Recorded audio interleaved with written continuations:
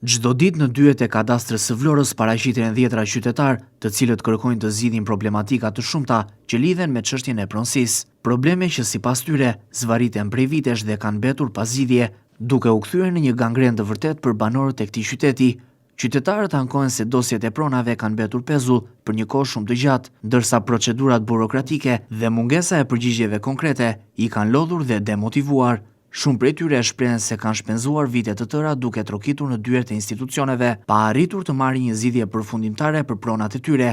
Situata është bërë edhe më shqetësuese pas lajmit të marrë këtë të hënë, sipas të cilit kadastra e Vlorës pritet të zhvendoset në Tiranë, një vendim që ka ngjallur reagime të forta dhe pakënaqësi të mëdha tek qytetarët, të cilët e shohin këtë lëvizje si një pengesë shtesë për zgjidhjen e problemeve të tyre. Sipas qytetarëve, institucione të tilla si kadastra, por edhe institucionet e drejtësisë duhet të qëndrojnë në Vlorë dhe jo të largohen. Ata theksojnë se zhvendosja e kadastrës në kryeqytet do ta bëjë edhe më të vështirë ndjekjen e procedurave, veçanërisht për qytetarët e moshuar apo ata që nuk kanë mundësi financiare për të udhëtuar vazhdimisht drejt Tiranës.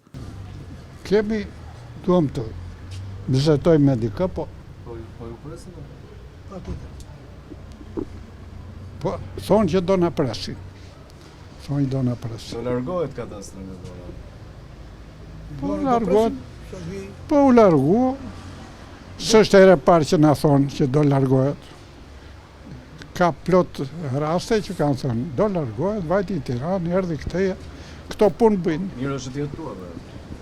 Po mirë, po as diskutohet mirë është edhe gjykata të ishë këtu. Të mos ishte atje ku ka vajtur. Nuk do t'iki. A e këtu edhe s'marrojnë do punë. Tiranë zemi do ne. Nuk marrojnë punët.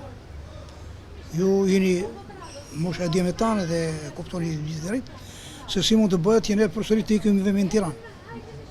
Pra nuk zgjidhet në gjë. Absolutisht jo. S'ka si zgjidhet. Problemat e pronësisë kanë bërë atë që dim të gjithë, konfliktet jashtëzakonshme. Ka zona akoma që nuk janë bërë menaxhimi i tokës bujqësore. Ka letë tjera. Mendoti në zonat tona, për shembull, unë jam në Bashkia e Selenisës, që e njoh mirë situatën. Dhe të më bëhet menaxhimi i tokës bujqësore, që van 30 e sa vjetë së vajtën. Iku brezi, djemt dhe vajzat ikën jashtë. Ata nuk e dinë se ku është prona. E po s'u bë menaxhimi, ata janë të gjithë pronarë, pavarësisht se ka vajtë në Amerikë, në Angli, ku do që ka vajtu. Edhe ti e pronar nëse je në zona rurale. Po se di ku është prona jote. Fillojnë konfliktet. Çështja e pronave në Vlorë konsiderohet si një nga problematikat më të mëdha dhe më të ndërlikuara për shkak të konflikteve të shumta, dokumentacionit të paqartë dhe proceseve të gjata administrative. Me largimin e kadastrës nga qyteti, qytetarët druhen se këto probleme jo vetëm që nuk do të zgjidhen, por do të agravohen edhe më tej. Edhe pse aktualisht qytetarët përballen me vështirësi të shumta në lidhje me pronat e tyre, ata shprehen se situata do të bëhet edhe më e rëndë pas largimit të institucionit. Sipas tyre, mungesa e zyre funksionale të kadastrës në Vlorë do të krijojë vonesa të reja, konfuzion, si dhe do të rrisë ndjeshëm kostot për ndjekjen e çështjeve të pronësisë. Me pronat ju e dini shumë më mirë nga ne, të gjithë ata që zonë pronat e të tjerëve, ndërtuan pa leje, të rubën pronar. Të gjithë ata që kishin pronën e tyre, ndërtuan me leje si janë bërë pronar. Dhe nuk u jep njeri dokumentin e pronësisë. Me leje ndërtimi. Dërgon dhe bashkia.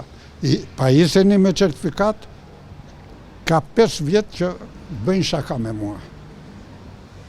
Me mua personalisht bëjnë shaka. Se të mos them atë llafin tjetër se është çik i rënd. Qytetarët i bëjnë thirrje institucioneve përgjegjëse që të rishqyrtojnë këtë vendim dhe të mos e largojnë kadastrën nga Vlora, duke theksuar se prania e këtij institucioni në qytet është jetike për zgjidhjen e një prej problemeve më të ndjeshme që ata kanë prej vitesh.